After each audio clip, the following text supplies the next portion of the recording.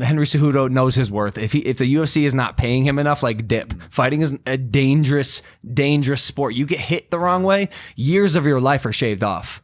Years of your life are shaved off. And suddenly you have a lisp that you didn't have because you're punch drunk. Yeah. Like whatever it is, you just have to be careful. And then that brings me to the main event. Justin Gaethje versus Tony Ferguson. I'm just gonna say Gaeth because I'm full transparency. I did not know who this dude was before UFC 249. And my boy Jake Broida was telling me that he's this insane fighter. He never stops. He has really good technique. And I'm like, yo, but that's all well and good, but Tony Ferguson is not a human being. I'm not sure there's a UFC fighter who works harder than him.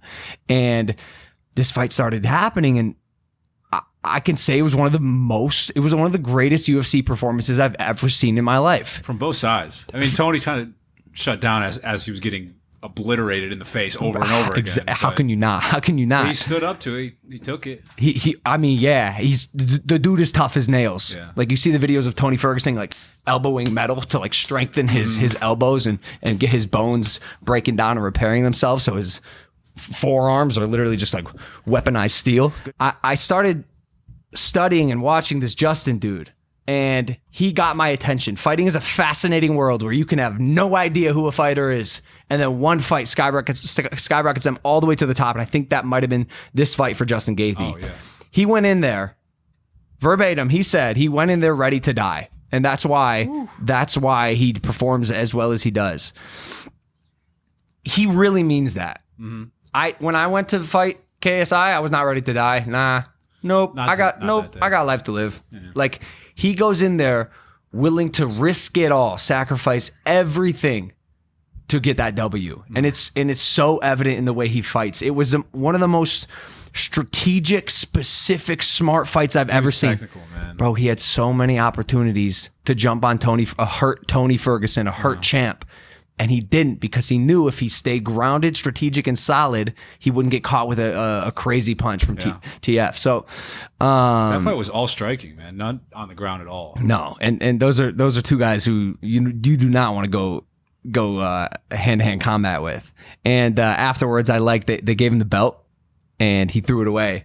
He threw it to the side, and he said, "I'll wait for the real one," because it was an interim belt technically. So it's Khabib got the real belt, I believe, and so.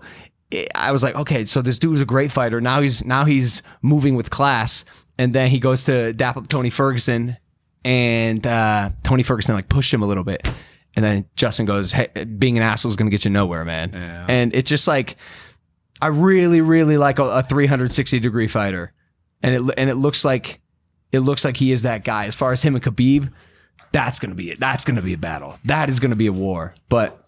Did you talk about the lack of audience at all? Yeah. Oh yeah. What a weird situation. I liked it. It was cool. I liked it. I mean, the audience is still there. You know, we talked to it. Mike the Miz. Yeah. I mean, you got to go harder maybe in WWE, but UFC, man, you put those 4-ounce gloves on and start coming forward as someone. It doesn't. Like you said, a fight's a fight. You're gonna have to put the show on no matter what. Bro, you're in there fighting for your life. Justin was. There was a point in the Justin Ferguson fight where it went from like fighting to bullying. Yeah. Bro, Tony Ferguson doesn't strike me as a dude who's easy to bully. And there were a couple strikes where Justin fucking whacked him in the face and then would like push him. Yeah. And the dude stumbles against the fence, and Justin again didn't pounce. It was a very strategic breakdown, a surgical breakdown of a man. And it was, bro, like I've seen, I hunted when I was younger. I've seen animals on their last breaths. I've witnessed death before, and Tony Ferguson looked like a shell of a man as the fight was coming to an end. Like that last jab that Justin got him with, you see Tony like shake his head, and it's almost like he wasn't even there. And it was actually kind of sad. He was probably trying to figure out what the hell is happening. It was just like a very slow dismantling. Yeah. When's your cage debut? After all that, who knows, man? I have to do one before I die. We'll see. But I just want to say, like, man, that was a phenomenal event. So great job to the UFC.